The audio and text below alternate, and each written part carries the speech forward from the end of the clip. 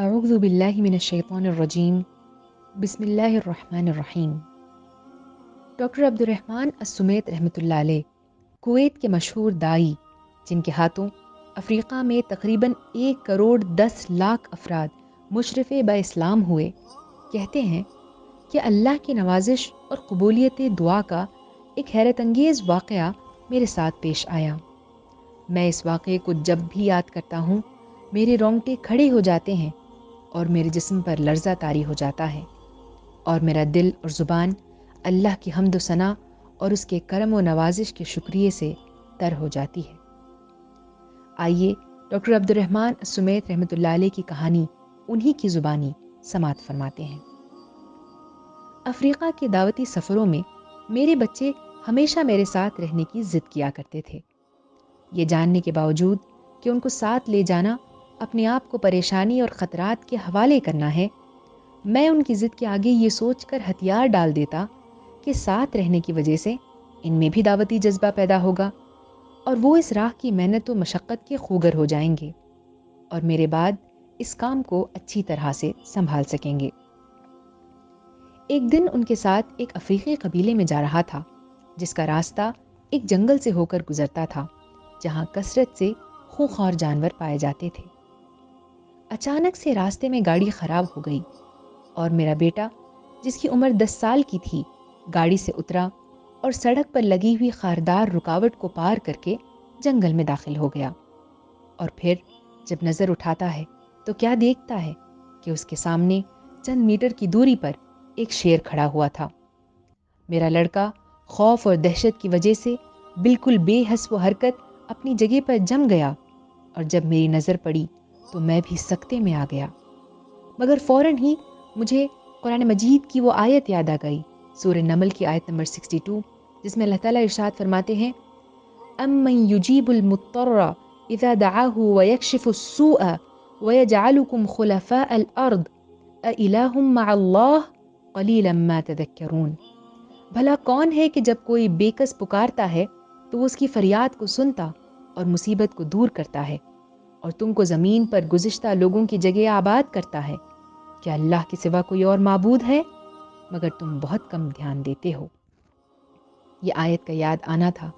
میں نے پروردگار کے حضور رونا اور گڑگڑانا شروع کر دیا کہ وہ میرے نور چشم کو شیر سے بچا لے اور اس بھنور سے ہمیں نجات دے، اور دعا کرنے کے بعد ایک اضطراری کیفیت کے ساتھ میں بھی شیر کے کچھار میں داخل ہو گیا اور اپنے بیٹے کے ہاتھ کو پکڑ کر آرام سے چلتے ہوئے وہاں سے باہر آ گیا، اور اللہ کی مدد، حفاظت اور عنایت کے سائے میں ہم لوگ اس درندے سے بچ کر آ گئے۔ ایسا لگ رہا تھا کہ اللہ تعالیٰ کی طرف سے ہمارے اور اس کے درمیان کوئی رکاوٹ کھڑی ہوئی تھی۔ اس واقعے سے میرے اس یقین میں مزید پختگی اور قوت آ گئی کہ پروردگار بے کس و بے نوا کی فریاد کو ضرور سنتا ہے، اور وہ بندے کی شہرت سے بھی زیادہ قریب ہے۔ اور اس نے خود فرمایا ہے کہ اور تمہارے رب نے فرمایا کہ مجھے پکارو، میں تمہاری پکار کا جواب دوں گا۔ سوال یہ ہے کہ وہ کون سی ذات تھی جس نے بچے پر سکینت اور اطمینان کی کیفیت طاری کی، اور وہ بہادری کے ساتھ شیر کے سامنے ڈٹا رہا؟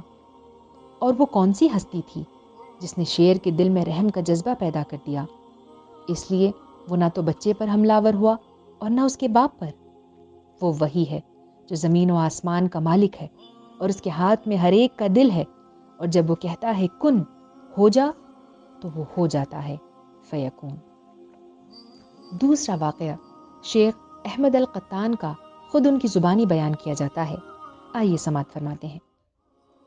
1974 عیسوی میں 1974 میں ہم نے چند دوستوں کے ساتھ حج کا ارادہ کیا اور یمن سے چل کر سعودی سرحد کے پاس پہنچے، اور جب چیک پوسٹ میں داخل ہوئے تو معلوم ہوا کہ ہماری گاڑی کی چابی ایک ساتھی کے ہاتھ سے ریت میں گر گئی ہے، اور اس چابی کے ساتھ کوئی چھلا نہیں تھا اور نہ ہی ہمارے پاس کوئی دوسری کنجی تھی۔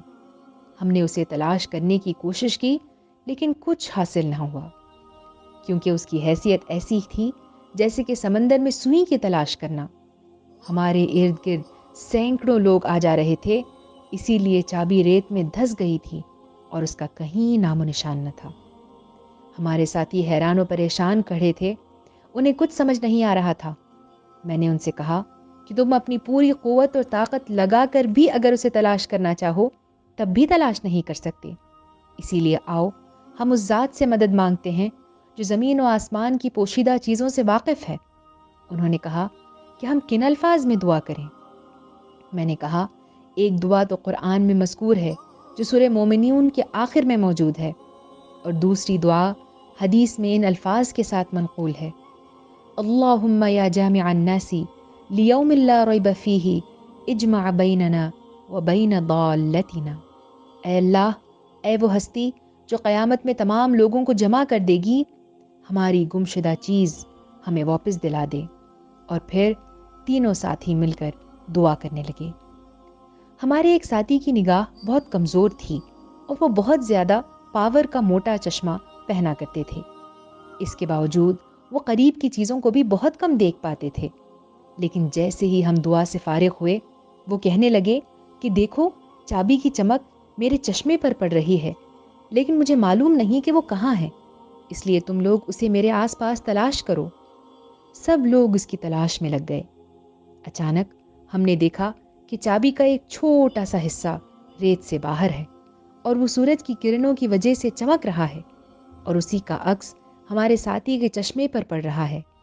ہم نے ریت کو آہستہ سے ہٹایا اور دیکھا کہ وہ ہماری کنجی ہے۔ ہم سب نے خوش ہو کر نعرہ تکبیر بلند کی اور ہمیں احساس ہوا کہ اللہ ہم سے بالکل قریب ہے، اور وہ ہر اس بندے سے قریب ہے جو اس کی پناہ میں آ جاتا ہے اور رو کر گڑ گڑا کر اللہ رب العالمین سے یقین کے ساتھ دعا مانگتا ہے۔